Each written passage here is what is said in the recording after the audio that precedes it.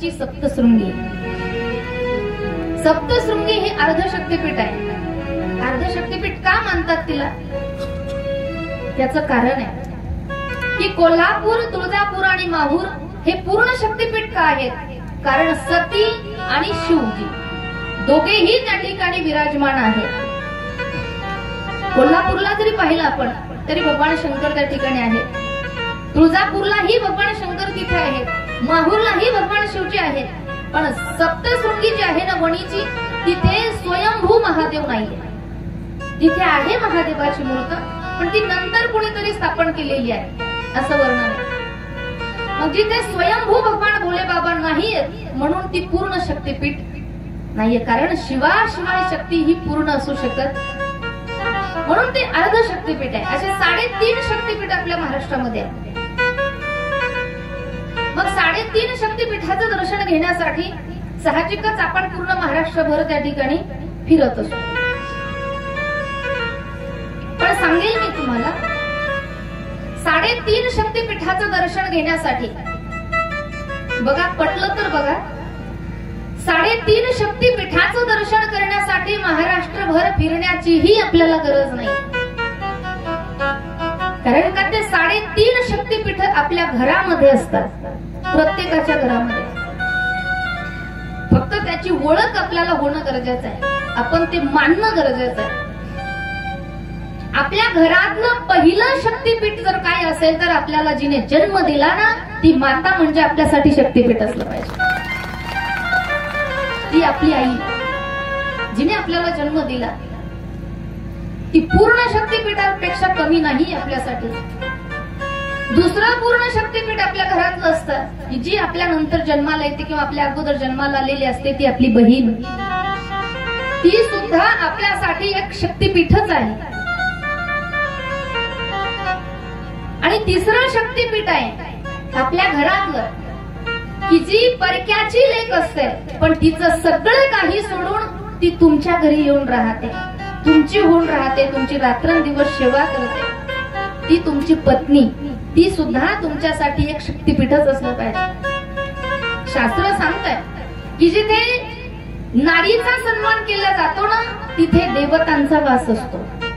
मी सांगत नाही, यत्र नारीस्तु पूज्यन्ते रमन्ते तत्र देवता. जिथे नारीला अर्थात स्त्रीला जिथे मान सन्मान असतो ना, तिथे देवतांचा वास असतो. 3 शक्तिपीठ आहेत आणि घरातलं अर्ध शक्तिपीठ आहे ते म्हणजे तुमच्याच घरी जिने जन्म घेतलेला ती तुमची मुलगी आहे, अर्ध शक्तिपीठ आहे. आणि हे 3.5 शक्तिपीठ ज्याला घरातले कळले ना, त्याला महाराष्ट्रभर फिरण्याची गरजच नाही. बघा, तुम्ही या शक्तिपीठांचा तुम्ही जर आदर सन्मान करत असाल, प्रेम देत असाल ना, तर ती भगवती परांबा जगदंबा माता तुमच्यावर प्रसन्न आहे. आणि जर तुम्ही पूर्ण महाराष्ट्रभर फिरताय पण या घरातल्या शक्तिपीठाला जर मान सन्मान देत नसाल, तिला जर त्रास देत असाल ना, तर ती भवानी जगदंबा माता तुमच्यावर प्रसन्न होणार नाही. कळण्यासारख्या, कळून घेण्यासारख्या ह्या सोप्या सोप्या गोष्टी आहेत की ज्या आपण कळून घेतल्या पाहिजे. आणि त्या कळून घेण्यासाठी कधीतरी शास्त्राचं श्रवण करणं गरजेचं असतं. कधीतरी आपण हे ग्रंथ वाचून पाहिले पाहिजे, कधीतरी ग्रंथ श्रवण केले पाहिजे. सतीच्या शरीराचे 52 खंड झाले, 52 शक्तिपीठ निर्माण झाले. भगवान भोले बाबा त्या ठिकाणी क्रोधायमान आहेत. सर्व देवता मिळून भगवान भोले बाबाची प्रार्थना करत आहेत. भोले बाबाला त्या ठिकाणी अनेक प्रकाराने विनंती करत आहेत. जेव्हा भोले बाबाचा क्रोध शांत झाला आणि आता भोले बाबांना सर्वांनी सांगितलंय की दक्षाचा यज्ञ बंद पडलेला आहे. कारण कुठलाही यज्ञ असा अर्ध्यात बंद पडणं हे अपशकुन असतं, हे अशुभ लक्षण असतं. मग दक्षाचा यज्ञ पूर्ण करावा लागणार. प्रथम दक्षाला पुन्हा जिवंत करावं लागणार. महादेवाचा क्रोध शांत झाला. महादेवाने 2 शिवगण पाठवले. महादेवाने सांगितलं, रे तुम्ही अरण्यामध्ये जा आणि जो कोणी प्राणी पहिल्यांदा दिसेल त्याचं मस्तक कापून आणा आणि दक्षाच्या धडावरती ते बसवून द्या. मग अरण्यामध्ये गेल्यानंतर पहिल्यांदा भेटला तो बकरा, बोकड ज्याला म्हणतो. मग त्या बोकडाचं मस्तक कापून आणलं आणि दक्षाच्या धडावरती बसवलं. आता दक्षाला बोकडाचं मस्तक बसवलं, पण दक्षाला बोकडाचंच मस्तक का बसवलं याच्या पाठीमागे सुंदर कथा आहे. तुम्ही कधी ऐकली ना ऐकली मला माहित नाही, भागवतामध्ये सुद्धा हे वर्णन आलेलं आहे. दक्षाला बकऱ्याचं मुख का बसवल्या गेलं त्याचं कारण असं आहे की ज्या वेळेला ब्रह्मसभेमध्ये तो दक्ष भगवान शंकराविषयी अपशब्द बोलू लागला, तेव्हा काल ऐकलं ना आपण की जेव्हा भगवान शंकराने उठून नमस्कार केला नाही, दक्षा शिवजींबद्दल अपशब्द बोलू लागला. शिवगणाला ते खपलं नाही, सहन झालं नाही. शिवगणाने दक्षाला शाप दिला, म्हणे दक्षा तू काय बोलतोयस तुला तरी कळतंय का? म्हणे तू कोणाविषयी बोलतोयस, काय बोलतोयस, जरा विचार करतोयस का नुसता बकऱ्यासारखा ब्या ब्या करतोयस? आमचा शाप असेल म्हणे तुला, तुझ्या तोंडाने अपशब्द बोलतोयस ना, ते शिर तुझं कापल्या जाईल आणि तुला दुसरं मस्तक बकऱ्याचं बसवल्या जाईल. शिवगणांनी दिलेला शाप आहे, तर त्याच्या पाठीमागचं कारण आहे. मग बकऱ्याचं मुख बसवलं दक्षाला आणि दक्षाला आनंद झाला की मला पुन्हा त्या ठिकाणी जीवदान मिळालं. दक्ष जिवंत झाला. आता दक्ष भगवान भोले बाबावर त्या ठिकाणी प्रसन्न होऊन त्यांची स्तुती गाऊ लागली. आता महादेवाचं भजन करण्याची इच्छा झाली त्याला, पण आता मुख कशाचं होतं? इच्छा झाली आता भजन करण्याची, पण आता मुख कशाचा आहे? बकऱ्याचा आहे. मग त्या बकऱ्याच्या मुखातून तो स्तुती करू लागला भोले बाबाची. भोले बाबा एवढे प्रसन्न झाले, हसले भोले बाबा. म्हणून आजही कुठेही शिवालयामध्ये गेल्याच्या नंतर एक स्तुतीचा एक प्रकार आहे बघा. काय करतो आपण, ज्याला शास्त्र मान्य आहे ना ते लोक महादेवाच्या मंदिरात गेल्यानंतर असं करतात बघा. करतात ना? बरं ते का करतात माहिती? आम्हाला काय माहित म्हणा, मागून आलं पुढं चाललं. पण आपण जी क्रिया करतोय तिचं कारण काय आहे? कारण कारणाशिवाय कुठलीच क्रिया होत नाही. आता आपण अनेक वेळेला पाहतोय असा नमस्कार केलेला, अशी स्तुती केलेली, पण ती का आहे हे आपल्याला अजूनही माहिती. पण शिवपुराणामध्ये वर्णन आहे की जे अशी स्तुती करण्याचा प्रकार जो आहे ना, ती दक्षाने भगवान शंकराची स्तुती केलेली आहे बकऱ्याचं मुख लागल्यानंतर. ती स्तुती पाहून भगवान शंकर प्रसन्न होतात, ती स्तुती ऐकल्याच्या नंतर. आता कळालं का? म्हणून आजही ती स्तुती करण्याचा प्रकार आहे. कारण अशा अनेक बारकावे आपल्याला ग्रंथातून शास्त्रातून माहिती पडतात, पण ते लक्ष देऊन आपल्याला ऐकणं गरजेचं असतं. अनेक भाव आपल्याला अशा ऐकायला भेटणार आहेत. आणि ज्या वेळेला आता दक्षा त्या ठिकाणी भजन करू लागला, स्तुती गाऊ लागला, सर्व देवता हसू लागले आता दक्षावर. कारण जेव्हा करायला पाहिजे, जेव्हा माणसाचं मुख होतं तेव्हा भजन केलं नाही. आजही बघा ना, लोक जोपर्यंत सगळं व्यवस्थित असतं ना तोपर्यंत भजन करत नाही. एखाद्या वेळेला आम्ही आपण जर म्हणलो ना कीर्तनात, तरुण मंडळाने या ना हरिपाठाला, या ना कथा कीर्तनाला, तरुण मंडळ म्हणतं हे काय आमचं होय काय? असले धंदे म्हणजे याला धंदा म्हणतात लोक. किती अज्ञान म्हणावं, हे धंदे करायचं आमचं काय होय का म्हणतात. करू ना. कधी जेव्हा पोरं हाताखालून काढते तेव्हा मग पर्यायच राहत नाही ना. ज्यावेळेस लेक सुना त्या ठिकाणी घरातून बाहेर काढून देतात, मग यांची वळ कुठे असते पारावर. मग म्हणत असते देवा हा. तोपर्यंत पायातली ताकद कमी झालेली असते, हाताला लकवा मारलेला असतो, समोरचं फर्निचर गायब झालेलं असतं. मग देवाला म्हणतो जेव्हा माझ्या माझ्या माझ्या. तो म्हणतो आता तू तुझाच राहा, आता माझं होऊच नको.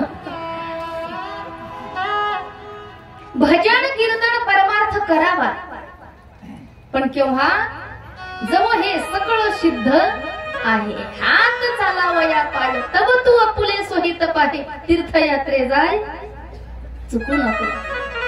तरुणपणामध्ये परमार्थ केला पाहिजे. आपल्याला महादेवाला जर फूल व्हायचंय, भगवान भोले बाबाला आपल्याला एखादं फूल व्हायचंय, आपण ताजं फूल वाहू का सुकलेलं?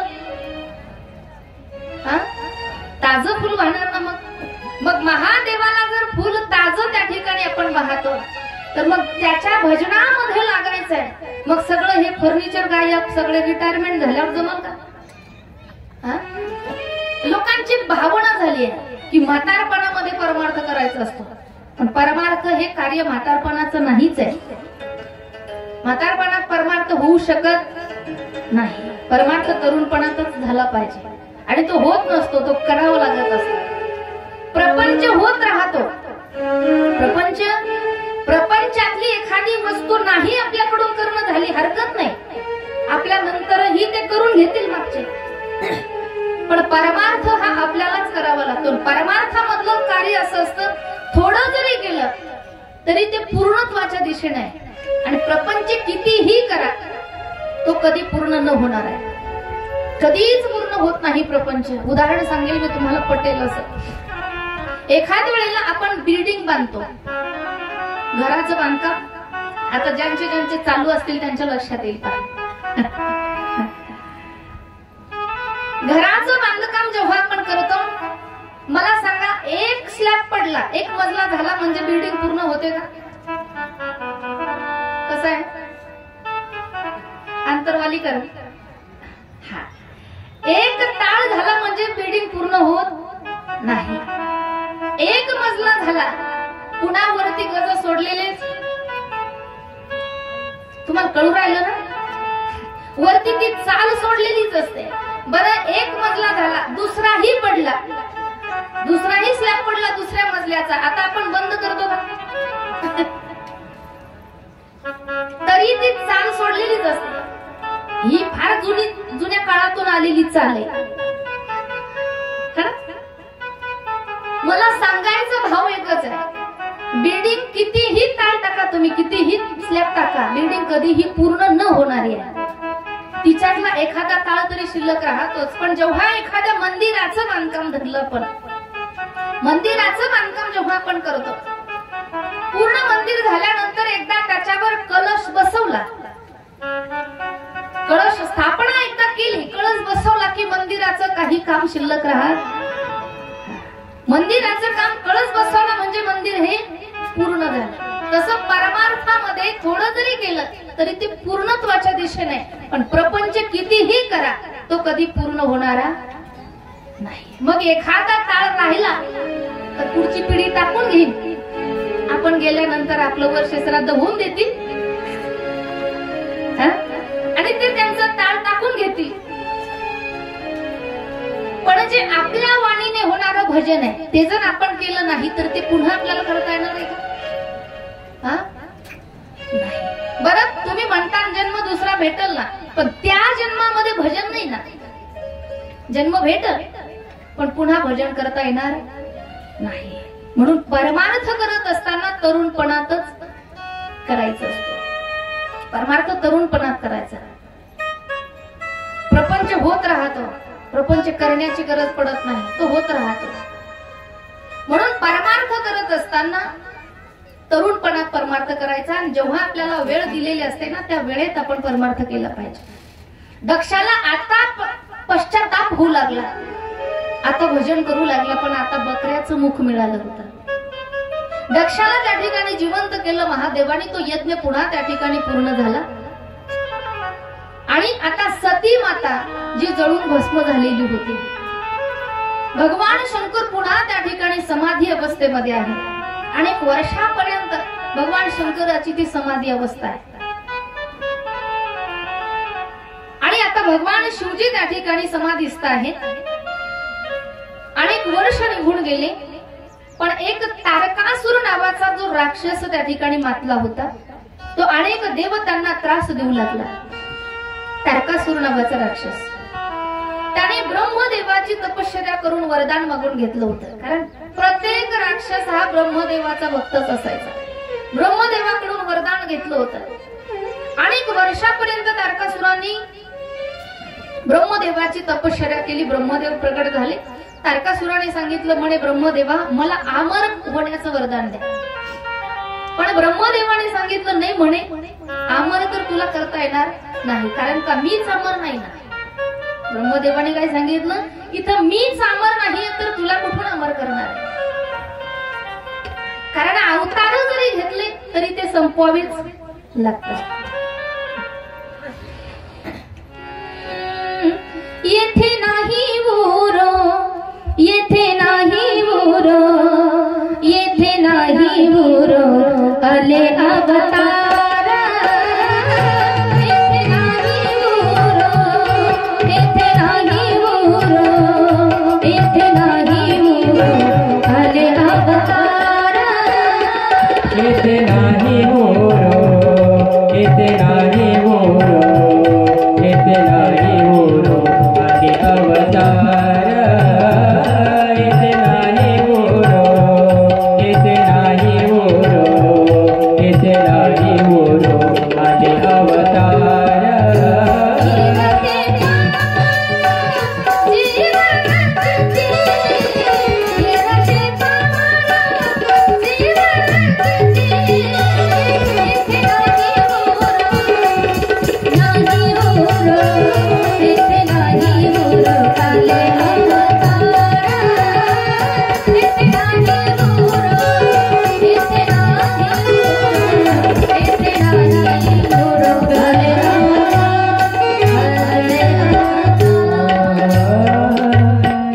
ब्रह्मदेवाने सांगितलं म्हणे तारकासुरा, अरे मला सुद्धा मरावं लागतं, मला सुद्धा अवतार कार्य संपल्यानंतर पुन्हा त्या ठिकाणी जावं लागतं, मग मी तुला अमर करू शकत नाही, दुसरं काहीतरी माग।